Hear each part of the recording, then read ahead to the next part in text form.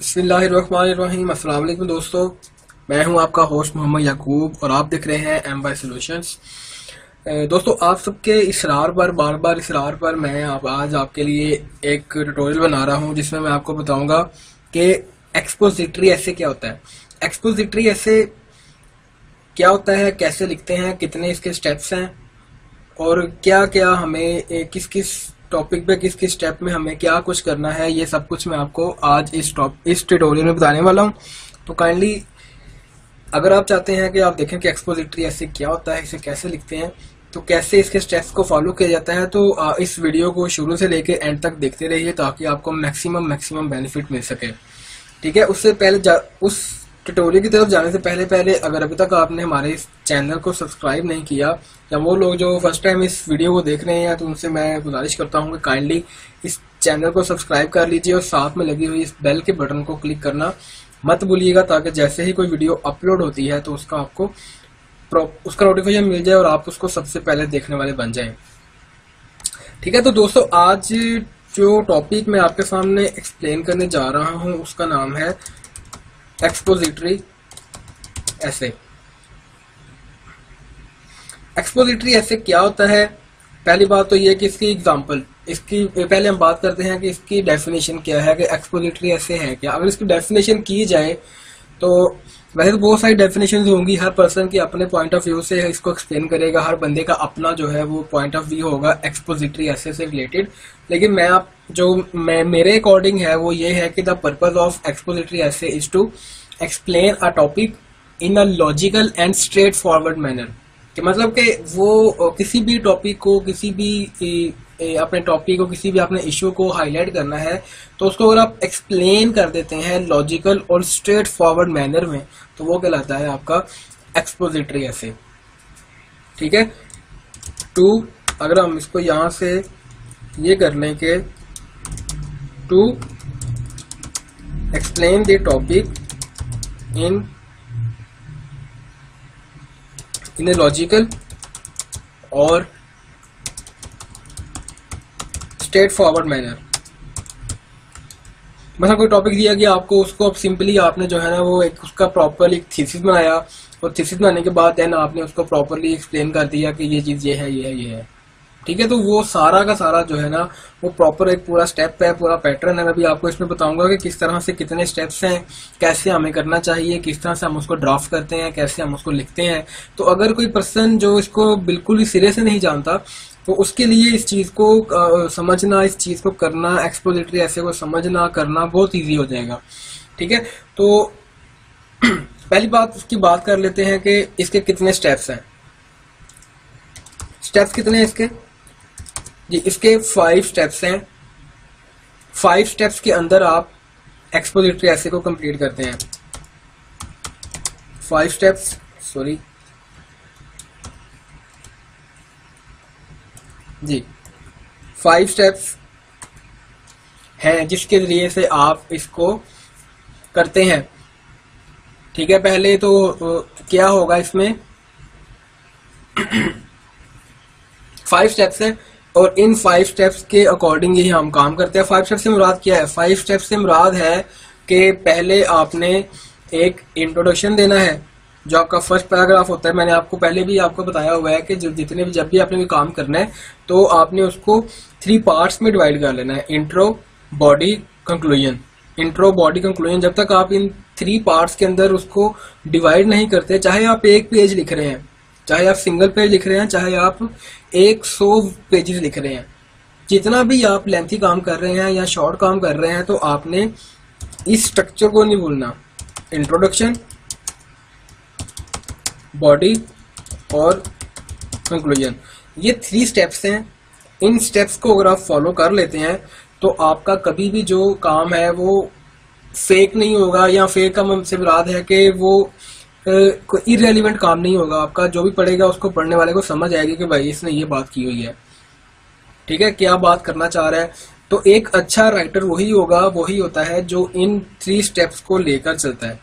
अगर आप इन 3 स्टेप्स को लेकर चलते हैं, इंट्रो होता है आपके काम में, बॉडी है, कंक्लूजन है, तो आप इजीली उस काम को किसी भी पर्सन के सामने जाके प्रेजेंट कर सकते हैं। ठीक है, अब बात कर लेते हैं कि एलिमेंट्स कितने हैं इसके। इस एक्सपोजिटरी ऐसे अगर आपने करना है तो इन एलिमेंट्स को आपने सामने रखना है। ठीक है, एलिमेंट्स ऑफ एक्सपोजिटरी ऐसे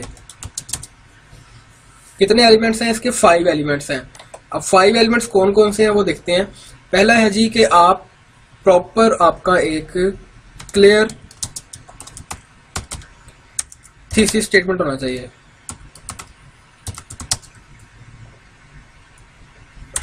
क्लियर थीसिस स्टेटमेंट। अब थीसिस स्टेटमेंट क्या होता है, मैं यहां पर सिर्फ आपको एक सिंपल छोटी सी डेफिनेशन दे देता हूं, और इसके अलावा अगर आप चाहते हैं कि थीसिस स्टेटमेंट के बारे में जानने तो मेरी एक प्रॉपर एक बड़ी जो है ना लोग उसको पसंद कर रहे हैं, उस ट्यूटोरियल को बहुत ज्यादा मैंने उसमें डिटेल में एक्सप्लेन किया हुआ है। तो अगर आप उसको देख लेते हैं तो आपको थीसिस स्टेटमेंट की प्रॉपर समझ आ जाएगी कि थीसिस स्टेटमेंट क्या होता है। फिलहाल मैं यहां पर आपको एक्सप्लेन करता हूं कि थीसिस स्टेटमेंट से मुराद है कि आपका जो आप काम कर रहे हो, जो आप काम लिखने जा रहे हो, जो आप ऐसे करने जा रहे हो, उस काम को करने का मकसद क्या है, पर्पस क्या है आपका, कि आप वो काम क्यों कर रहे हो, या जो बंदा आपके उस ऐसे को पढ़ेगा, जो बंदा आपके उस ऐसे को पढ़ेगा, उस पर्सन को क्या जरूरत है कि वो आपका ऐसे पढ़ रहा है। ठीक है, तो उसको आपने क्लियर करना होता है एक स्टेटमेंट के अंदर, एक सेंटेंस के अंदर। उसकी लेंथ कितनी होती है, कैसे लिखते हैं, वो सब कुछ मैंने उस वीडियो में एक्सप्लेन किया हुआ है। अगर आप मेरी थीसिस स्टेटमेंट की वीडियो जो है वो देख लेते हैं तो आपको बहुत ज्यादा वहां से इंफॉर्मेशन मिल जाएगी। मैं उसका इस वीडियो की डिस्क्रिप्शन में मैं उसका लिंक भी दे दूंगा ताकि आप इजीली उस वीडियो को देख सकें। अच्छा, थीसिस स्टेटमेंट आपको होना चाहिए। देन बारी आती है an opening paragraph. Opening paragraph से मुराद है कि इंट्रोडक्शन, जो भी आप काम कर रहे हैं उसका इंट्रोडक्शन होना चाहिए। ऐसा नहीं है कि आप डायरेक्टली जाके उस चीज को जो एक्सप्लेन कर दें कि ये होता है, ये होता है, तो इस तरह आप उसको एक्सपोजिटरी ऐसे को एक्सप्लेन कर दें। ऐसा नहीं करना कभी भी। आपने जब भी आपने काम करना है प्रॉपरली आपने उस चीज को पहले थोड़ा सा इंट्रोड्यूस करवाना लोगों को, ताकि जो बंदा पढ़ रहा है या जो बंदा सुन रहा है उसका आपके काम की तरफ जो है वो एक इंटरेस्ट बन जाए, यार ये क्या बात करने जा रहा है। ठीक है, तो प्रॉपर एक पैराग्राफ होना चाहिए। ओपनिंग पैराग्राफ जो होगा वो आपका इंट्रोडक्शन कहलाएगा। देन बारी आती है बॉडी पार्ट की। बॉडी पार्ट में आपने एक्सप्लेन करना है डिफरेंट, जो भी आपने पॉइंट्स एक्सप्लेन करने हैं, जो भी आप बात करना चाह रहे हैं, जिस टॉपिक को आप एक्सप्लेन करना चाह रहे हैं इन logical and straightforward manner में, उस चीज को आपने बॉडी पार्ट में एक्सप्लेन करना है। ठीक है, देन फोर्थ आता है जी कि आपने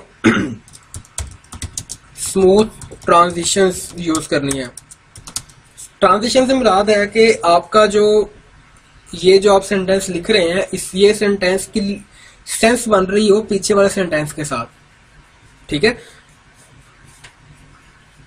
ये भी कह सकते हैं और ये भी कह सकते हैं कि आपने एक पैराग्राफ के अंदर एक बात करनी है। ठीक है, कोई एक टॉपिक आपने पकड़ लेना है, किसी एक पहलू को आपने पकड़ लेना, किसी एक एस्पेक्ट को आपने पकड़ लेना है और उस एस्पेक्ट को आपने एक उस पैराग्राफ में एक्सप्लेन कर देना है। पैराग्राफ की जो लेंथ होती है वो 100 वर्ड्स की होती है। आपने 100 to 120 वर्ड्स के अंदर आपने उसको एक्सप्लेन करना होता है। ठीक है, तो स्मूथ ट्रांजिशंस आपने इसमें रखनी है कि जो भी आप लिख रहे हैं वो उसमें एक लॉजिक बन रही हो आपके थीसिस के साथ। वो स्टेटमेंट, जो भी आप स्टेटमेंट लिख रहे हैं, जो भी आप वर्ड्स लिख रहे हैं, उन सब की कोई ना कोई सेंस बनती हो टॉपिक के साथ। तो ये स्मूथ ट्रांजिशंस है। नंबर 5 आता है कंक्लूजन। कंक्लूजन के बगैर तो आपने कभी भी काम नहीं छोड़ना।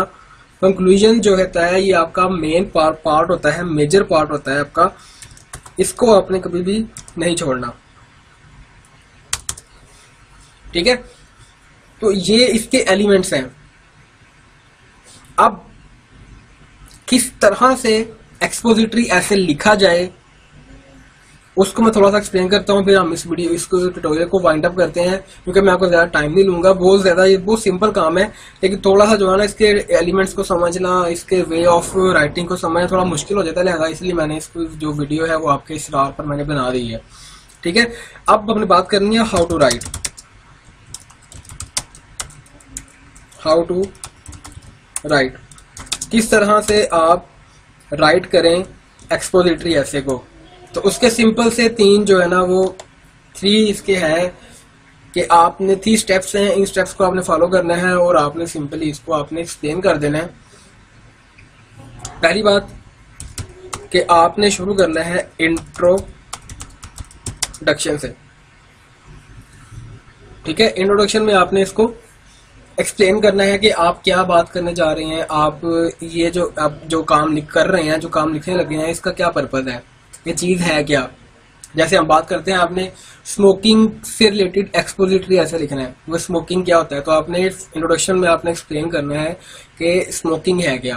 क्योंकि मेजोरिटी लोग जो है वो इस चीज को जानते हैं, लेकिन आपने कामयाबी करना है तो आपने सब लोगों को सामने रख करना है कि जो बंदा इसको जानता है वो भी इसको समझ जाए, और जो बंदा बिल्कुल न्यू पॉइंट ऑफ व्यू से इस चीज को समझ रहा है, इस चीज को देख रहा है, तो वो बंदा भी इजीली इस चीज को समझ जाए। इंट्रो के बाद फिर आपने 3 बॉडी पैराग्राफ, 3 आपने बॉडी पैराग्राफ रखने हैं, ठीक है। इनके अंदर आपने जो है वो उस चीज को एक्सप्लेन करना है। और मैं आपको फिर वही कह रहा हूं कि स्मूथ ट्रांजिशंस होनी चाहिए। स्मूथ ट्रांजिशंस कैसे होंगे? स्मूथ ट्रांजिशंस तभी होंगी जब आपका हर पैराग्राफ जो है वो आपके थीसिस के साथ मैच करता होगा, ठीक है। जो भी आप लिख रहे हैं, जो भी आप काम कर रहे हैं, वो उसकी सेंस बन रही होगी थीसिस के साथ। तो ये 3 पैराग्राफ आपने बॉडी में ऐड करने हैं। देन नंबर बारी आती है कंक्लूजन की। कंक्लूजन के बगैर आपने कभी भी किसी चीज को नहीं छोड़ना। कंक्लूजन जो है ये आपका मेन पार्ट है। इंट्रो बॉडी के बाद लास्ट पार्ट आता है कंक्लूजन का। तो कंक्लूजन में आपने उस चीज को सम अप करना होता है कि आप जो काम कर रहे हैं वो काम क्या था, क्या आप बताना चाह रहे थे, और उसका कंक्लूजन आपने क्या निकाला, उसका सम अप क्या निकाला, ठीक है। तो ये इसका जो है वो वे है। एक पैराग्राफ होगा इंट्रोडक्शन का, 3 पैराग्राफ होंगे बॉडी के, और 1 पैराग्राफ होगा कंक्लूजन का। तो ये 5 पैराग्राफ बन जाते हैं। शुरू में मैंने आपको बताया था ये 5 स्टेप्स हैं। तो ये 5 स्टेप्स कैसे पूरे होंगे?